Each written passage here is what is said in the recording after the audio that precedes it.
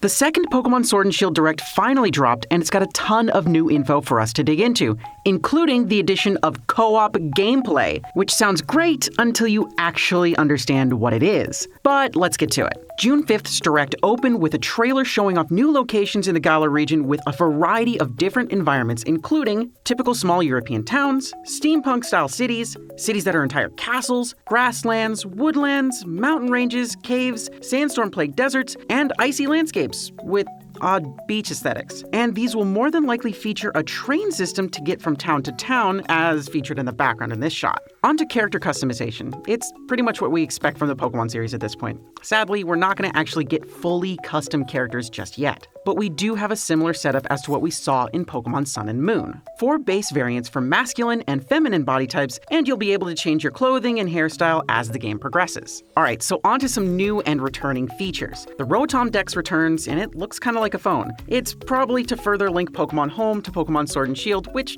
makes sense. The bike makes its return as well, with the ability to use the Rotom Dex to power it up and give you faster movement speed and the ability to ride over water. Gym battles make their return after being absent really in Sun and Moon and take place in stadiums with huge crowds. Onto the wild area. It's got dynamic weather, you have full control over the camera while in the wild area, Pokemon appear to wander around just like in Pokemon Let's Go, and it seems very Breath of the Wild-y actually, which is pretty cool. There's also 4-player co-op max raid battles in this location, which will be able to be played both locally and in online co-op. Some Pokemon are only available in max raid battles, so you'll need to team up to be able to catch them. Don't worry if you can't find anyone to play with, as the other 3 slots will automatically fill with AI trainers if real players aren't around to assist. So these max raid battles are not the true co-op Pokemon experience we've all desperately wanted and begged for all these years. But it's something, I guess. Maybe next gen, everybody. Onto the big one, literally, the Dynamax ability. It allows your Pokemon to become giant for 3 turns, powers up all your Pokemon's moves, and can only be used once per battle.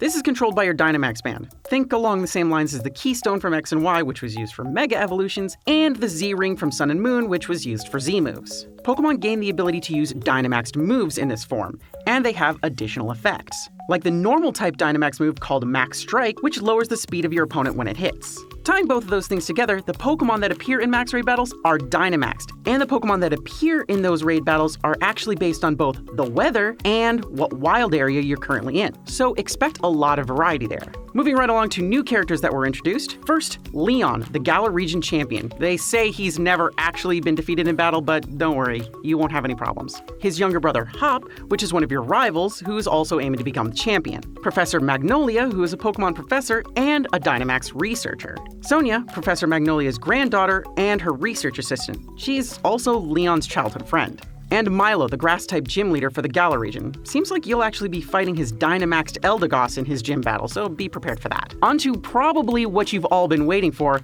starter evolutions. None were shown, but we may actually have an idea of what some of them may evolve into type-wise. First, we didn't see much of Sobble's moveset, so at the moment it may end up just being a pure water type. But that's all we know with what limited information was shown about it. We did see a level 15 Grookey with the move Taunt, so there's a potential for it to evolve into a Grass Dark, which is pretty neat. And sorry to everyone desperately praying that Scorbunny not evolve into Fire Fighting. We saw level 15 Scorbunny with the move Double Kick, which is a fighting type move. It's worth noting that just because Grookey and Scorbunny have a Dark and Fighting type move respectively, that doesn't mean that they will evolve into Grass Dark or Fire Fighting, but it's pretty likely given how early they learn these moves. Also, we know that Sobble has the Torrent ability, Scorbunny has Blaze, and Grookey has Overgrow, so no real surprises there. Okay, so we have a couple new Pokemon, and let's get to these real fast. First, Wooloo, the normal type sheep Pokemon. It has the abilities Fluffy and Runaway. It's adorable, and so far everybody on social media absolutely loves it. Next up is Gossifleur, which evolves into Eldegoss, a grass type flowering Pokemon. Its abilities include Cotton Down and Regenerator. Cotton Down, by the way, will lower the speed of attacking Pokemon when they actually hit Gossifleur or Eldegoss. And here we have Dreadnought, who is a Water Rock type, and it's the Bite Pokemon. Its abilities include Strong Jaw and Shell Armor.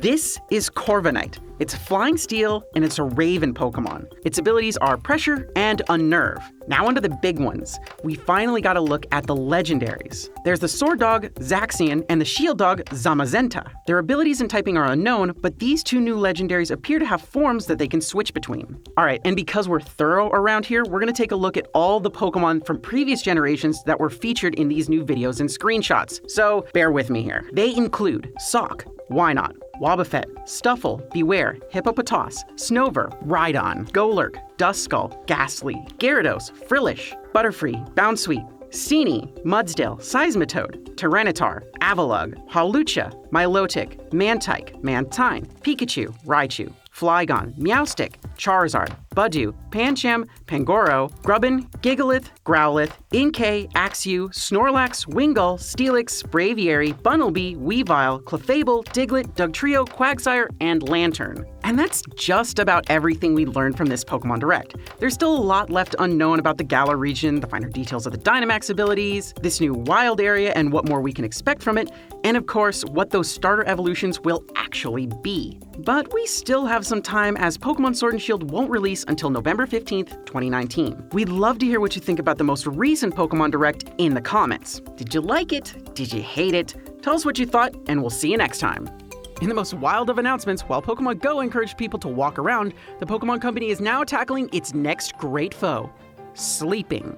Yes, the thing that keeps us from our precious video games will no longer be a barrier. You can now sleep and play video games. Simply titled Pokemon Sleep, gameplay will be affected by the amount of time spent sleeping. How exactly?